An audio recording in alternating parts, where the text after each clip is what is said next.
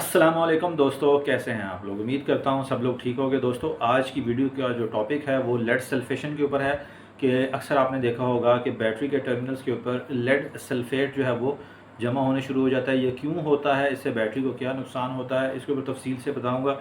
और साथ ही ये एक छोटी सी शीशी या डब्बी है, इसको हम लोग लेड सल्फेशन को ख़त्म करने में या उससे बचने में ये कितनी मददगार होती है ये मैं आपको बताऊंगा। ठीक है, अभी तो ये आपको लग रहा है ऐसे जैसे शहद है, ठीक है, लेकिन जो है वो शहद नहीं है, ये मैं आपको बाद में बताता हूँ। दोस्तों, सबसे पहले हम आ जाते हैं कि लेड सल्फेशन बुनियादी तौर पर क्या होता है।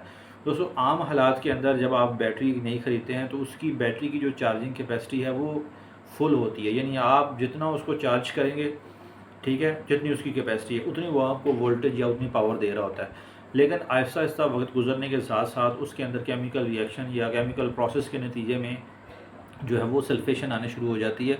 और सबसे मेन नुकसान ये होता है कि बैटरी की जो प्लेट्स हैं उसके ऊपर जो चार्जिंग कैपेसिटी है वो रिड्यूस हो जाती है। अगर मिसाल के तौर पर एक बैटरी अगर 100% चार्ज कर रही है तो उसकी कैपेसिटी डाउन होकर 60% पर आ जाती है। ये नुकसान होता है बुनियादी तौर पर सल्फेशन का। दोस्तों, आम हालात के अंदर जब भी बैटरी चार्ज होती है या डिस्चार्ज होती है तो ये सल्फेशन का अमल जो है वो आम तौर पर हर बैटरी के साथ ही हो रहा होता है। लेकिन यहाँ पर आपको बुनियादी तौर पर बताने का मकसद ये है कि जब चार्जिंग होती है तो सल्फेशन बन रही होती है, डिस्चार्जिंग के दौरान वही सल्फेशन अब्जॉर्ब हो जाती है। लेकिन सल्फेशन भी आगे से अब दो किस्म की हो जाती है, एक सॉफ्ट होती है और एक हार्ड होती है। अगर तो ये सल्फेशन सॉफ्ट हो तो फिर तो कोई मसला ही नहीं होता, क्योंकि वो जो चीज़ बन रही होती है जो बैटरी टर्मिनल्स के ऊपर आपको नज़र आ रही होगी, ये चीज़ जो है वो खुद ब खुद फिर ख़त्म हो जाती है या आप उसको उंगली से भी ख़त्म कर सकते हैं। लेकिन सम टाइम ये हार्ड हो जाती है तो फिर ये बैटरी के टर्मिनल्स को ख़राब करती है और वहाँ पर जम जाती है, जंग आलूद कर देती है। अच्छा, इसका नुकसान क्या होता है? इसका नुकसान ये होता है कि जो बैटरी की जो वोल्टेज की जो कैपेसिटी है, जैसे कि वो अगर 13.5 वोल्ट है तो वो कम होकर 12.4 या 12 वोल्ट पर आ जाती है। तो ज़ाहिर बात है, जब कैपेसिटी डाउन हो जाएगी तो फिर आप अपनी मुकर्ररा चीज़ जो है वो हासिल नहीं कर सकते। तो दोस्तों, अब हम ये देखते हैं कि ये जो बैटरी के ऊपर जो सल्फेशन आ रही होती है ये किस वजह से आती है। दोस्तों, कोई भी बैटरी है जब वो हम उसको इस्तेमाल करते हैं तो उसके लाइफ साइकिल के दौरान कभी ना कभी मौका ऐसा आता है कि जब जो है वो ये लेड सल्फेशन का अमल हो रहा होता है, क्योंकि बैटरी के अंदर डेली बेसिस के ऊपर केमिकल रिएक्शन हो रहा होता है, जिसके दौरान वो बैटरी चार्ज होती है फिर डिस्चार्ज होती है। बुनियादी तौर पर बहुत सारे ऐसे फैक्टर हैं जिसकी वजह से ये लेड सल्फेशन हो रही होती है, जैसे कि ओवर चार्जिंग, डाउन चार्जिंग, या अगर हम किसी बैटरी को चार्ज करते वक्त टेम्परेचर का जहन में ना रखें या ख्याल ना रखें, उस वजह से भी ये सल्फेशन हो रही होती है। तो बुनियादी तौर पर यही 3 से 4 बुनियादी असबाब हैं जिनकी वजह से बैटरी आगे चल के अपनी कैपेसिटी भी खो देती है और साथ फेलियर भी हो जाता है। अच्छा, अब इससे बचना कैसे और हमें कैसे पता लगेगा कि लेड सल्फेशन का अमल हो रहा होता है? दोस्तों, फिज़िकली तौर पर अगर हम देखें तो 2 ऐसे चीज़ें हमें नज़र आएंगी या हम खुद चेक कर सकते हैं जिससे पता लग सकता है कि लेड सल्फेशन हो रही है। पहली चीज़ तो ये है कि जो बैटरी के जो टर्मिनल हैं उनके ऊपर लेड सल्फेट की जो लेयर्स है वो जमने शुरू हो जाती है। और अगर तो सॉफ्ट है तो वो उसको आसानी से हटाया जा सकता है या वो ख़ुद भी ख़त्म हो सकती है।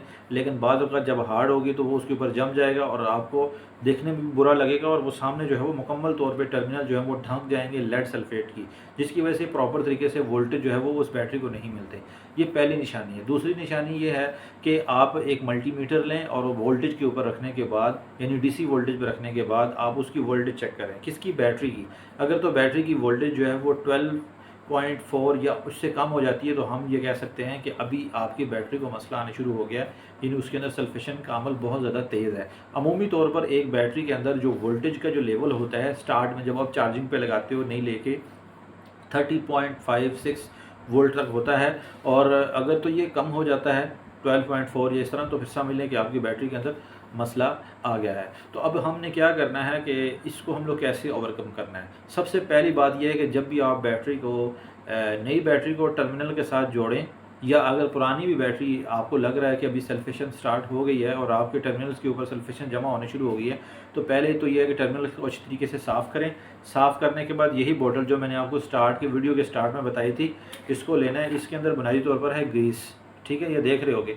ये ग्रीस जो है वो आपने उंगली के साथ ऐसे निकालनी है और निकालने के बाद जो बैटरी की जो टर्मिनल्स हैं उनके ऊपर अच्छे तरीके से आपने इसको लगा देना है, ठीक है, यानी इसको गीला कर देना है। उसके बाद जो है वो जब आप इसके ऊपर जो टर्मिनल्स के ऊपर जो आप लगाते हैं वो जा से जो होते हैं और उसके बाद टाइट करते हैं, उनके ऊपर भी आपने यही ग्रीस जो है वो लगा देनी है। इसका फ़ायदा ये है कि जो लेड सल्फेट है ये फिर हार्ड फॉर्म में नहीं होगा और वहाँ पे जमेगा नहीं और आपके टर्मिनल्स जो है वो ख़राब नहीं होंगे। ये पहला। दूसरी बात ये है कि जब भी बैटरी को आपने चार्ज करना है तो उस वक्त आपने 2 से 3 फैक्टर का बहुत ज़्यादा ख्याल रखना है, जो कि मैंने आपको इससे थोड़ी देर पहले जिन फैक्टर की मदद से बैटरी के ऊपर सल्फेशन स्टार्ट होती है वो नहीं होने देनी।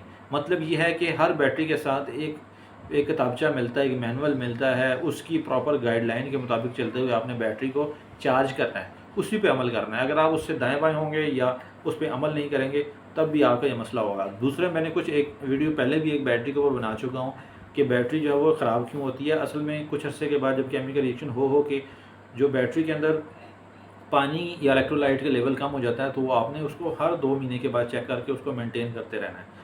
तो जैसे ही, क्योंकि ज़ाहिर बात है अगर लेवल कम हो जाएगा तो फिर बैटरी को आप सूखे पे चार्ज करेंगे, फिर अल्टीमेटली जो है ना वो गर्म होगी और टेम्परेचर होगा ज़्यादा होगा, उसकी वजह से भी ख़राब हो जाती है। और ये सारे बुनियादी असबाब हैं जिन पे अमल करके आप एक बैटरी को अच्छे तरीके से डेली लाइफ में रन कर सकते हैं। ये मेरा आजमूदा नुस्खा है। ये मैं नई बैटरी ली थी, उसके साथ ये मैंने ख़रीदा, सिर्फ इसीलिए ख़रीदा ताकि ये सल्फेशन का अमल ना हो सके।